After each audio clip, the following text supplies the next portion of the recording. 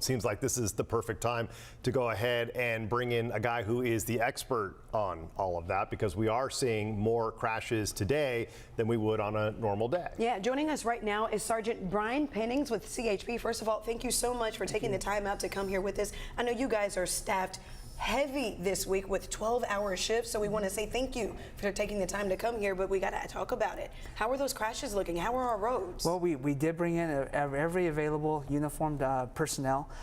Here in San Diego, as of right now, we have 123 crashes. Just in San Diego County alone. That doesn't count unreported collisions or simple spinouts.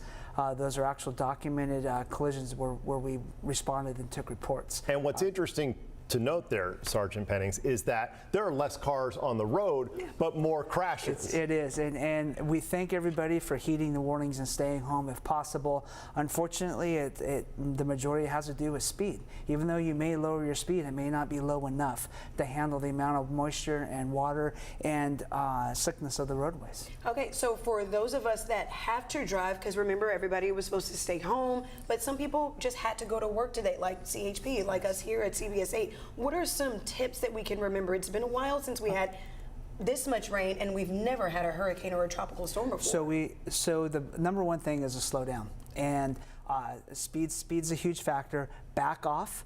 Do not maintain or do not follow too closely, and maintain a huge following distance between you and the vehicles in front of you. But the most important thing is maintain a high visual horizon. It means look as far down the road as you can possibly see. And when you do that, you'll be amazed because you can predict what the people in front of you are going to do.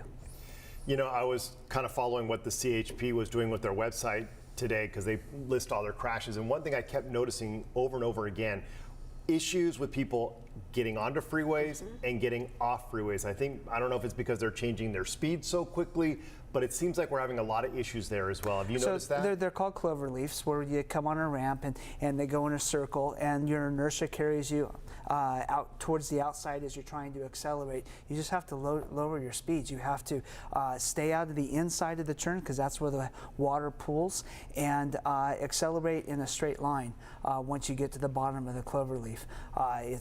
A lot of people will lose control and spin out on those on-ramps. Oh, wow, that is definitely a good tip. Okay, so we're running out of time really quick. What is your message to San Diegans and really all of Californians who are hopefully not having to drive in this weather? What's a good tip?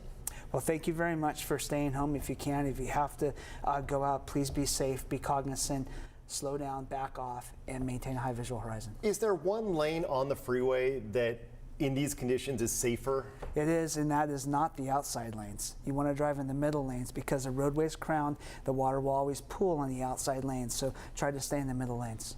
I always learn something new when we chat, so I appreciate you coming in. Thank you, Steve. Thank you so much, CHP's Brian Pennings.